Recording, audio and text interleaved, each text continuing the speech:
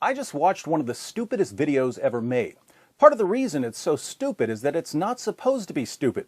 In other words, some videos are supposed to be stupid, so their stupidity isn't as stupid. But when a video isn't trying to be stupid and it ends up being shockingly stupid, that's a special kind of stupid. Obviously, I'm talking about the video 10 Lies You Were Told About Islam, which got more than 1 million views almost instantly. I don't know what planet this video came from, but there definitely aren't any signs of intelligent life there. As the title suggests, 10 Lies You Were Told About Islam is an attempt to respond to lies about Islam. Now, several of these lies are things you've never heard before. For instance, did you hear that someone once claimed that the population of Birmingham, England is 100% Muslim? Neither did anyone else with a life, but the genius is that All Time 10s were careful to refute this claim that some person you've never heard of apparently said somewhere. Since the video does try to respond to some more serious charges, we'll look at one of the responses here in part 1 of Fact-Checking 10 Lies You Were Told About Islam. I'm sure you've heard the claim that many Muslims support violence. There are plenty of polls showing what percentages of Muslims in different countries support various kinds of violence, suicide bombings, targeting civilians, and so on. And it would have been interesting if the video had shared some of the actual polls and discussed them. Instead, the video makers decided to prove that their intellects are rivaled only by garden tools. Watch what they do here. Extensive research conducted by the Pew Research Center identifies 1.6 billion Muslims in the world, of which only 0.006625% identify with extremism. The narrator makes it sound like Pew Research found that only 0.006625% of Muslims identify with extremism. Let's do a little math here. There are 1.6 billion Muslims in the world, and the video insists that only 0.006625% of these Muslims identify with extremism. That would be a grand total of 106,000 Muslims in the entire world who identify with extremism. Now, I hereby challenge anyone to show me where Pew Research ever said anything so ridiculous. In fact, just so you understand how confident I am, I'll say this. Muslims of the world, I will bow down and recite the Shahada if you can show me Pew Research claiming that only 0.006625% of Muslims, 106,000 Muslims, identify with extremism. Listen to the clip one more time and then start scrambling through some Pew studies in a desperate attempt to convert me. Extensive research conducted by the Pew Research Center identifies 1.6 billion Muslims in the world, of which only 0.006625% identify with extremism. The only part of this claim that comes from Pew Research is that Pew Research estimates that there are 1.6 billion Muslims in the world. So where does the 0.006625% come from? All Time 10s doesn't tell us, but fortunately, I already know. It comes from the blog of a Mr. Dave Cecil, whose blog is called Words About Things. Pretty creative title there, Dave. Let's read some of his words about things. In a blog post shortly after the recent terrorist attack in Paris, Mr. Cecil writes, "Let's not get it twisted, though," said the man who's about to twist everything. "The members of these groups are the extreme minority of a religion with approximately 1.6 billion followers. Last year, CNN estimated around 106,000 people are members of or identify with these organizations. That means about 0.006625% of the Muslim population are extremist. Of course, that number might be and probably is higher now, but even if you triple or quadruple it, we're still talking about an extremely small percentage of Muslims.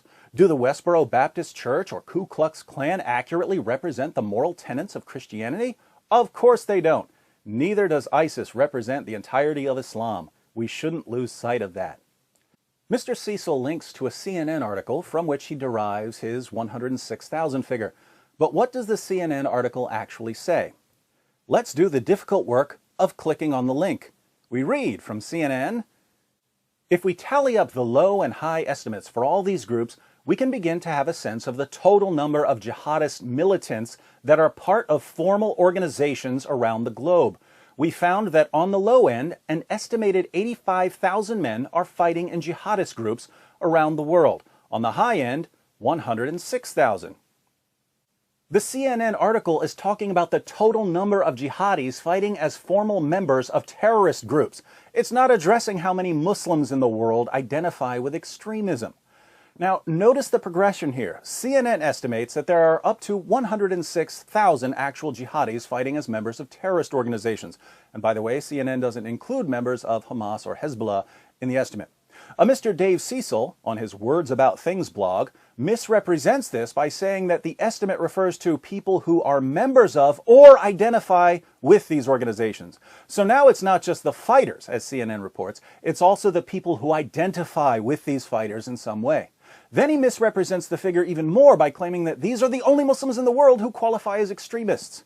And All Time Tens runs with this and declares, only 0.006625% identify with extremism. But it gets even stupider. We could go through some of the real polls from the past several years.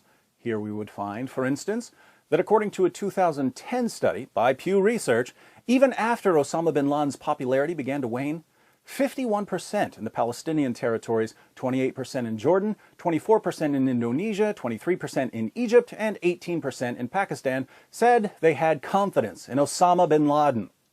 We'd find that according to a 2013 study by Pew Research, 99% of Muslims in Afghanistan, 91% of Muslims in Iraq, 84% of Muslims in Pakistan, 82% of Muslims in Bangladesh, and 74% of Muslims in Egypt want Sharia enforced in their countries.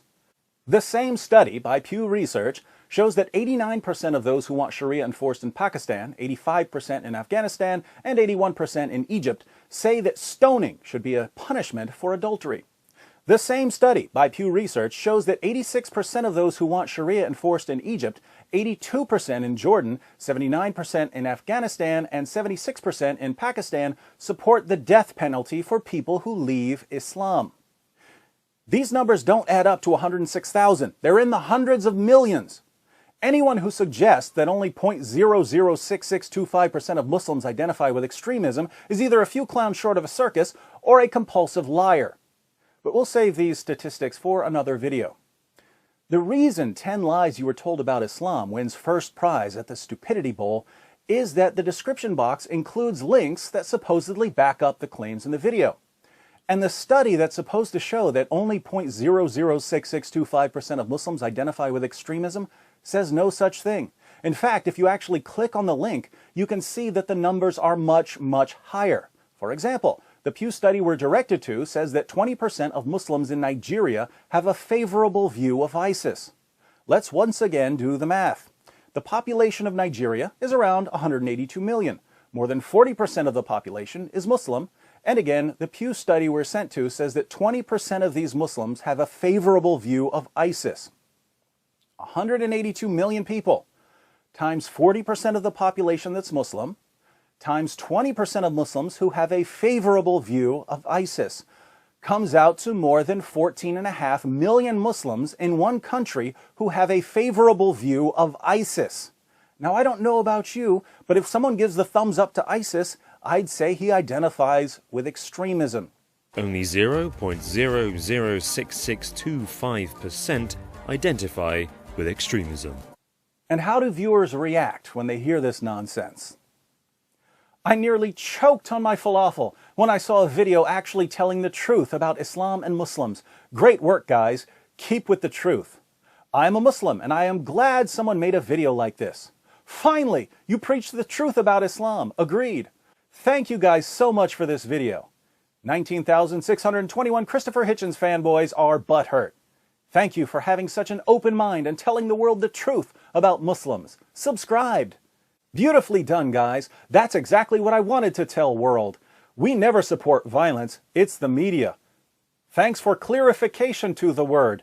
Very informative video. Keep up the good work. Thanks for your video.